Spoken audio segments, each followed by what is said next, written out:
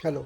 स्वागत है आपका मेरे चैनल शो फंडामेंटल में। आज मैं आपको 12th क्लास की biology human health and disease आगे पढ़ाना चाहता हूँ। ये इस चैप्टर का पार्ट थर्ड है जिसमें हम आगे पढ़ेंगे। ठीक है, तो सबसे पहले many fungi belonging to genera Microsporum Trichophyton Epidermophyton are responsible for ringworm which is one of the most common infectious disease in man.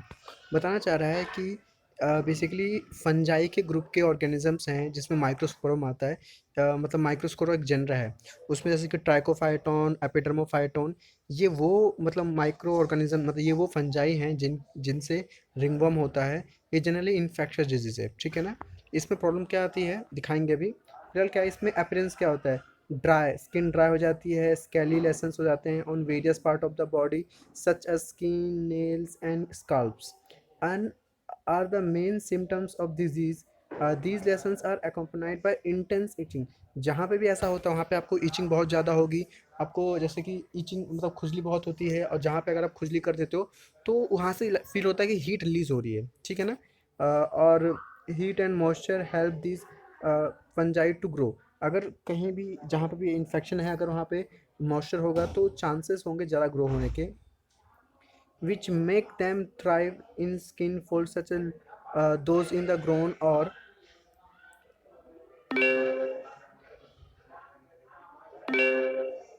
those in the groin or between the toes। मतलब बताना चला कि आपके to जो पैर की उंगलियां होती हैं वहाँ भी हो सकता है। Ringworm are generally acquired from soil by using towel clothes और even comb of infected individual. अगर कोई बंदा इन्फेक्टेड है, अगर आप उसके कंघी यूज़ करते हैं, टॉवल यूज़ करते हैं, क्लोथ यूज़ करते हैं, तो चांस है ज़्यादा फैलने के।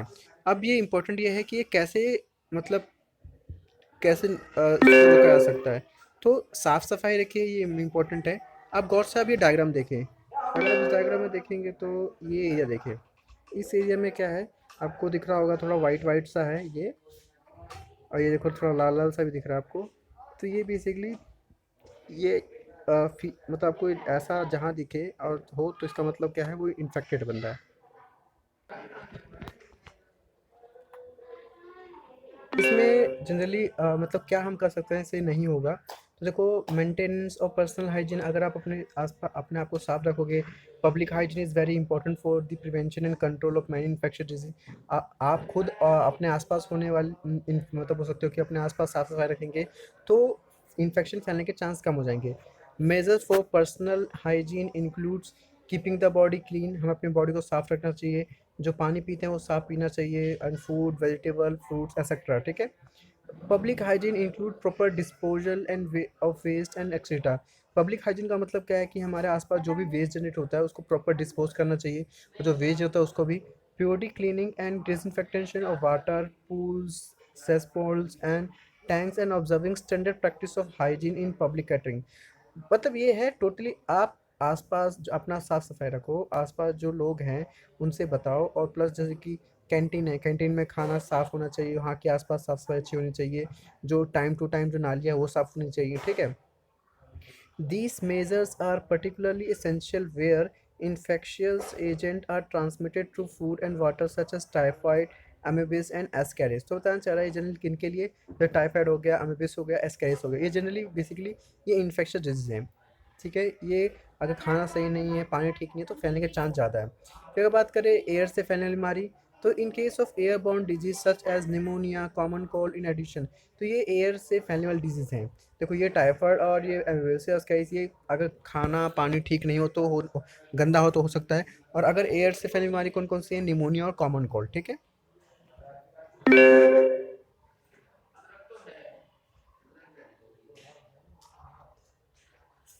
अब उसके बाद contact with infected person and their belonging should be avoided, जो इन्फेक्टेड पर्सन उनसे दूर रहनी चाहिए।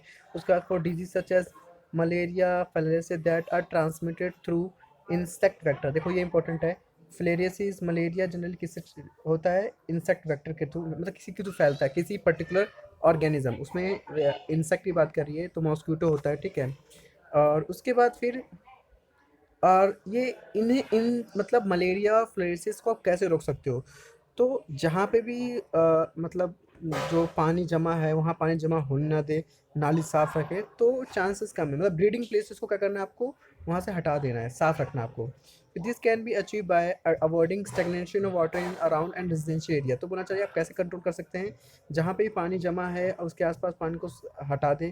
रेगुलर क्लीनिंग करनी चाहिए। हाउस होल्ड कुकर्स, जो कुकर होता है उन्हें साफ़ रखना चाहिए। यूज़ ऑफ मॉस्किटो नेट्स, जब सो तो आप मॉस्किटो नेट यूज़ करें। ये सबसे इम्पोर्टेंट, ये 1 मार्क्स का बोर्ड में पूछ सकता है और नीट में क्वेश्चन पूछ सकता है। मतलब ऐसी नालियाँ या पानी जहाँ जमा होता है उनमें अगर हम कुछ इंट्रोड्यूस कर दें, क्या इंट्रोड्यूस कर दें, तो fishes like Gambusia Gambusia in pond and feed on mosquito larvae and spraying the insecticide in ditches, drainage area and swamp etcetera. तो बोलना चाह रहा है कि अगर हम गैम्बूसिया नाम का एक फिश है अगर हम इंट्रोड्यूस कर दें, तो इससे क्या होगा, वो उन्हें उनके लार्वा को खा जाता है, जिससे उनका नंबर बढ़ना कम हो जाता है। फिर in addition doors and windows should be provided with wire and to prevent the entry of mosquito. ठीक है, तो उसके बाद such as precaution have become more important especially in light of recent wide spread incidence of the vector borne, जैसे कि Aedes mosquito disease cause करती है dengue and chikungunya. ये इंपॉर्टेंट है भाई। कौन सा मच्छर कौन सा मच्छर चिकनगुनिया और डेंगू कॉज करता है, चिकनगुनिया और डेंगू कॉज करता है। तो देखना ये क्वेश्चन इसमें से बन सकता है। एक तो बन सकता है गैम्बूसिया के बारे में, और दूसरा बन सकता है एडिस मॉस्किटो के बारे में। जो एडिस मॉस्किटो होता है, ये डिजीज कौन सा कॉज करता है, डेंगू और चिकनगुनिया है। जनरली बच्चे क्या होते हैं, इसे पढ़ के एक से निकाल देते हैं, पर ये इंपॉर्टेंट है, इसमें पूछा सकता है क्वेश्चन। ठीक है ना।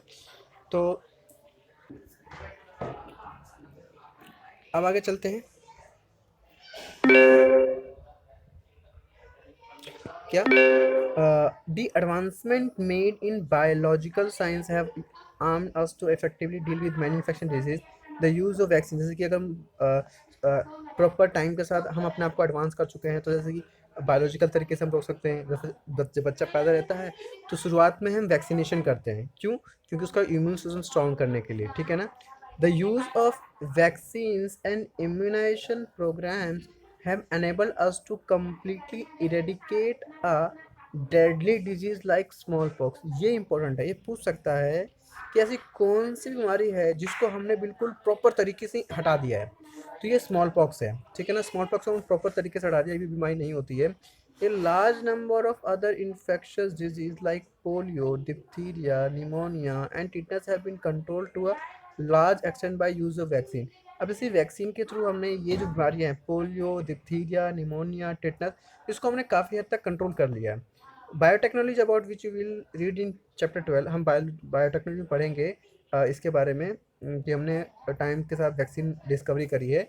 उसको देखो, at verge of making available newer and safer vaccine, discovery of antibiotic and various other drug also enables to effectively treat infectious disease। तो जो बैक्टीरिया से होने डिजीज़ हैं, बैक्टीरियल इन्फेक्शन, तो हम उसे एंटीबायोटिक इंट्रोड्यूस करके हमने उसे कंट्रोल काफ़ी हद तक कर लिया है। ठीक है। तो अगर आपको वीडियो पसंद आई तो लाइक करें एंड इसे शेयर करें। Thank you.